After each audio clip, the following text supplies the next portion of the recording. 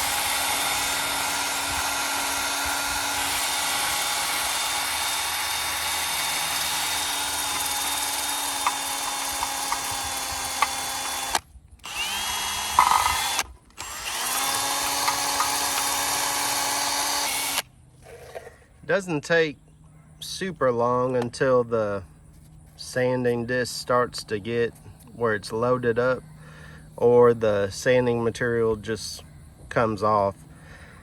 And there's so many edges, so my best suggestion is to, once you get a section that's loaded up or worn down, try to use the good part on areas that you can and focus on that, and then that way you can get the most out of each cartridge roll.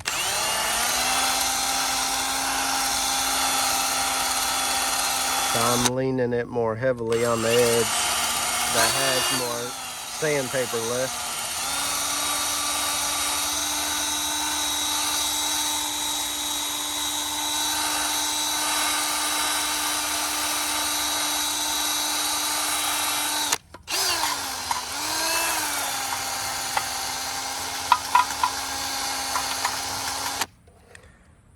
Now it's pretty far gone. Have to get another one.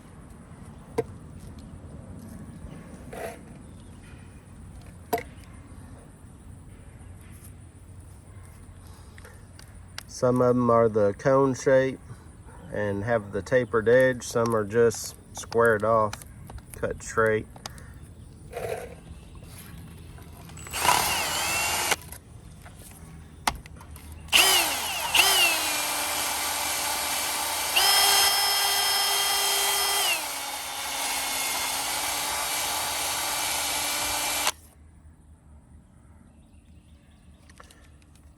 Trying to catch this the best that I can. The phone has a tough time getting a good focus at times.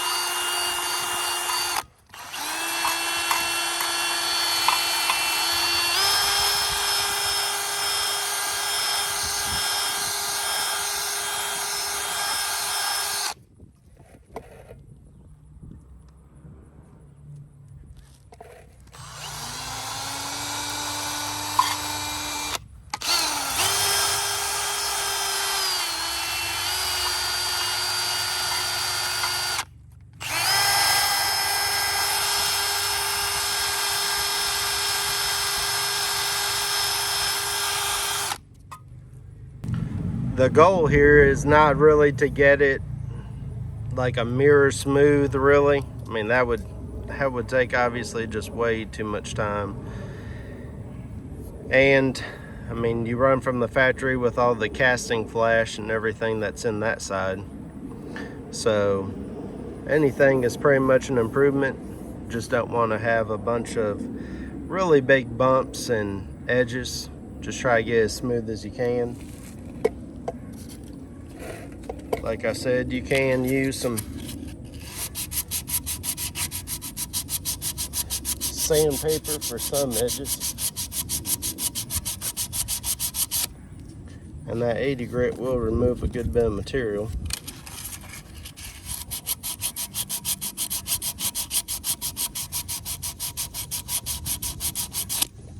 It's just not much fun though to be going at it like that, so. Cartridge rolls are more expensive, but they'll save your hands a lot more. So I'm gonna keep working on this, but hopefully y'all kind of get the picture a little bit. This is almost more time consuming, really, trying to work out all the different bumps and edges than the actual porting is almost. So, but like I said, just try to take your time with it, work the best you can with all the different grits of sandpaper. Start at around 80 grit or so, work your way on down, and they'll get smoother and smoother as it goes. So here's how the bottom ports are coming out.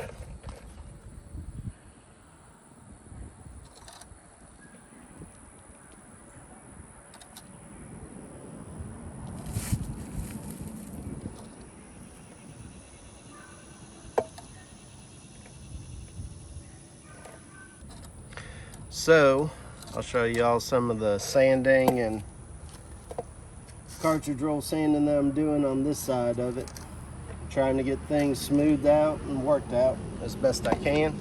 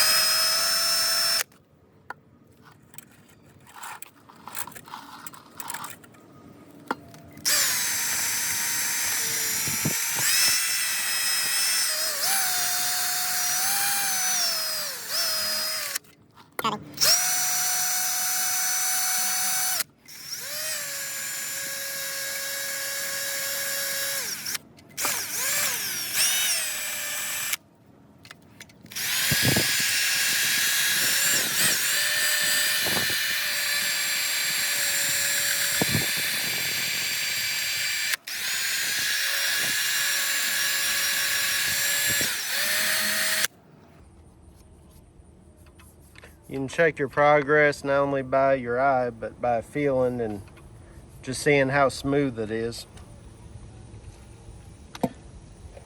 Like I said, it is very, very time consuming, but it'll be worth it.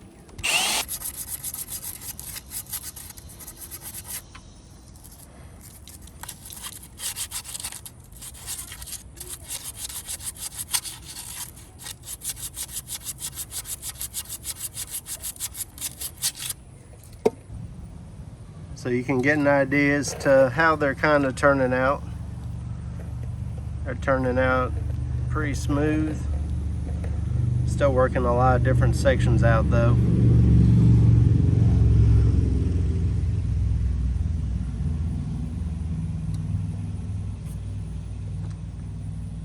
You can see again how much more room there is to flow air in these ports. There's a lot more room than looking back the other way.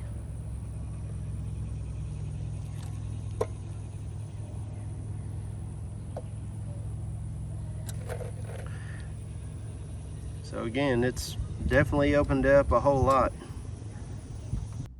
So now that I've showed you a bit of using the cartridge rolls with the die grinder, which again look like this packet from Harbor Freight. After doing that and using some of that sandpaper that I showed y'all, I got a couple suggestions. First off, when you are doing sanding, wear some gloves. Some sort of gloves that aren't too thick, that won't get in your way. I did end up getting some blisters, even a couple little metal splinters. So wear some gloves would be my suggestion. Also, on the sandpaper, I figured out that the sandpaper that I was using did not say for metal use. So I believe it was for wood use. So the backing isn't as strong as the stuff for metal use. So that was part of my issue, was it was tearing apart on me way too easy. This here's some good sandpaper you can get, emery cloth at Harbor Freight as well. It's a multi-pack, 60, 100, 150, and 220. It has a lot of different grits for you to use to sand and polish out to your heart's content. So I recommend that. The 220 by far gets it the smoothest. I'm gonna show y'all, I'll take a sheet, a full-size sheet. This is about 2/3 or so left of it. You know, just bend it over until you get to where you make a nice clean break, and then fold it over however you need to and rip it up into pieces that work for you. So one thing I was going to suggest is you can take your sandpaper and fold it around something. So for me, this round file works really well to get in sections down in here by these fuel injector bosses. So I'll take a piece of the sandpaper, fold it in half,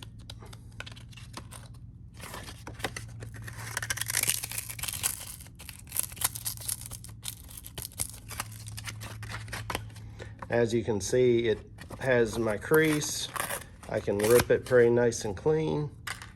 And then you can, from there, start a little bit further down than your tip to try to help prevent scratches, rough scratches from the metal of the file. And then you can just run it around like this and you make your own little cone file. You could put a little piece of tape maybe even at the top to help hold it. If the edge catches too much, you can cut a little bit of it off to make it a little straighter and longer if it's catching things. But you can take this and you can put it down in here, and it works really, really good.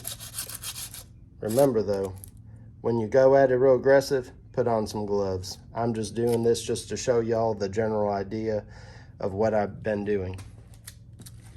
So that's one suggestion there.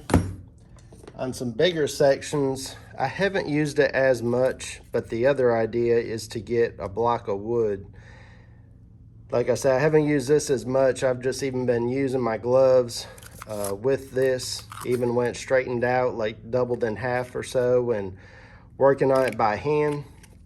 Or you can take a block of wood or metal file or whatever, and you can bend it around it, and then now you can have a flat edge to take and work with and sand. So you get the idea. You can take and use whatever works for you to help get on these different edges. So there's some suggestions for you on that. I am almost done with this here.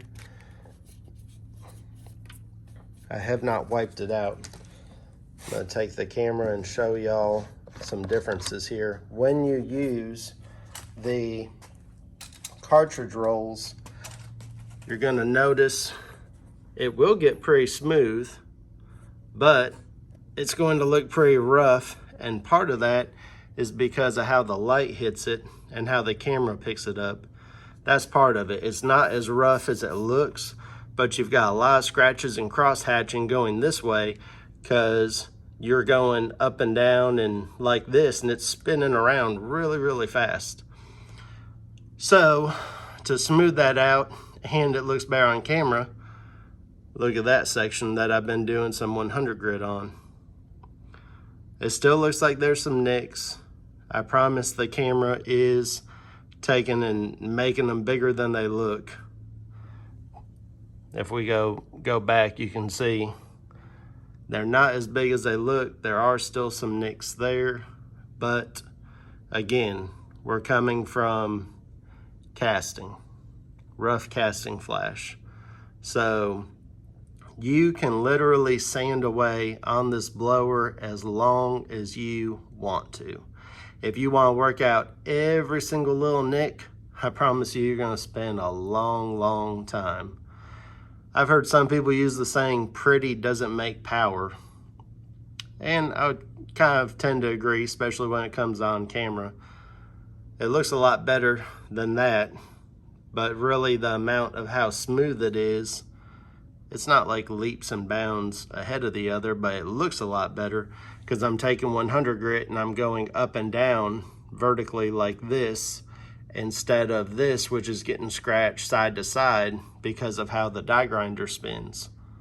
So that's a large part of it. But like I say, you can make it as baby smooth as you want to. I haven't really wiped these off with much to try to get, you know, the sanding powder off of there. But you can tell kind of how these are coming out. And in my opinion, areas where the air is going to get tighter in here, that's going to be more important to get smoother than this big section out here where there's just a lot of volume. If they wanted this thing to be super smooth from the factory, they wouldn't have given it all the jagged edges that you can see from the top side, or the jagged edges on a stock one like that. I mean, you can see the rough casting versus the circle of where the fuel injector goes in. And you can see the rough squared edges versus how these look. And as you can see, I've been putting the file down in there with that sanding paper, and it makes it look a lot better.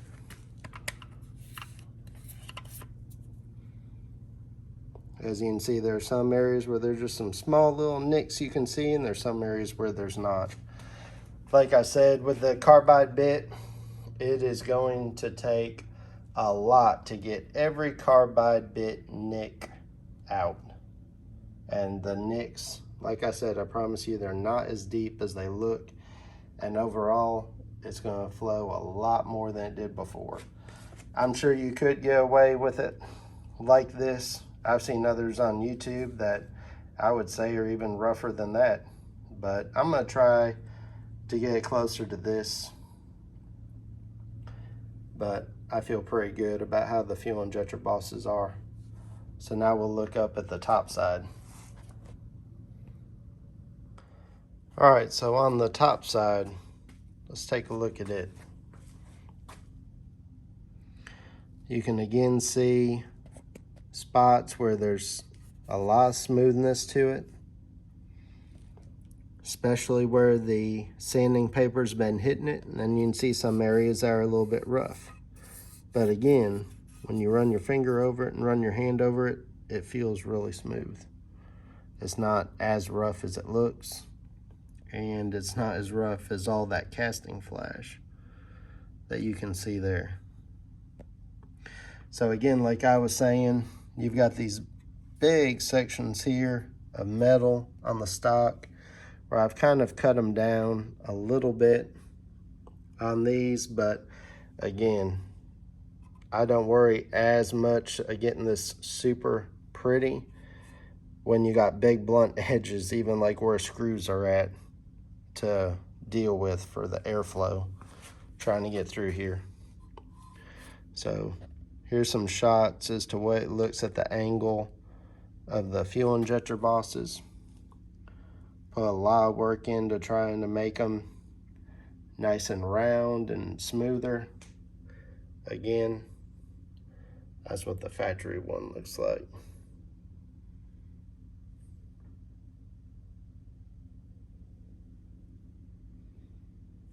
So they're much smaller, they take up less space. Air's going to flow around it better. As you can see again, it's smooth enough even in certain sections where, I mean, the aluminum's kind of shiny. And the air's going to flow through here a lot better than it did before. One other suggestion I'll give you is on these flat parts inside here. My suggestion is just simply hit them with the cartridge rolls and with sandpaper. Don't mess with the carbide bit on this part any more than you need to. So with everything, there's always a learning curve. So it's my first blower being done. So over here, you can see I used the carbide bit some on the wall. You can see how I got some of it to baby smooth pretty much with that sandpaper. But there's still some areas where it looks rough because, again, the carbide bit hit it. And then areas over here where the carbide bit didn't hit it, and I just hit with a cartridge roll, that is just simply smoother. So the only part I hit was just a little bit right here, just to get a little bit of a beveled edge. As you can see on the stock one, it's just straight edge. So the air is trying to come up and over there. So I gave it a little bit of a beveled edge. So now, let's see, we can kind of take a look at it this way too. You can see stock on the right and the worked on the left. Pretty easy to tell which is which, and which is going to flow more air as well.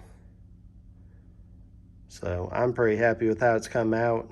I've got probably 6 to 7 hours already just on the left side.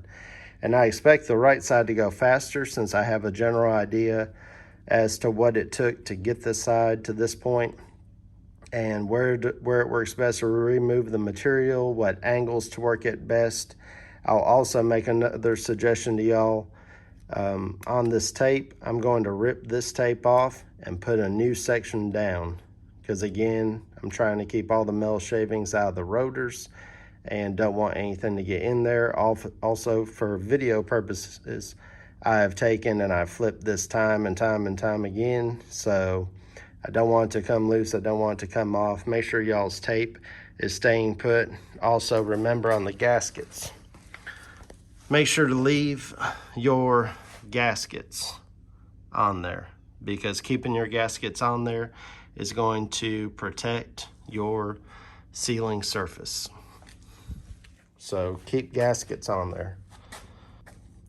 So this is going to kind of wrap up the part 3 of porting, but look out, because coming up soon, I've got some things to do to this from FI Interchillers down in Australia, and I've got some of their parts and pieces coming to help make things flow better and to keep the blower cooler.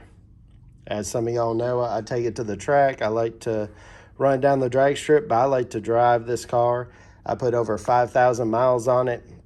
Even though it's an 800 plus rear wheel horsepower car, I put over 5,000 miles on it in a year. I like to drive it. I like to street drive it. Heat is obviously our #1 enemy when it comes to these blowers, so stay tuned. I'm gonna have some stuff coming from them. Hopefully we'll be here in around a week or so, and I'll show y'all what I have coming and how it works and what it does. But for now, hit like, hit subscribe, and help out the channel, please. Leave me some comments. Let me know what y'all think, and I appreciate y'all watching.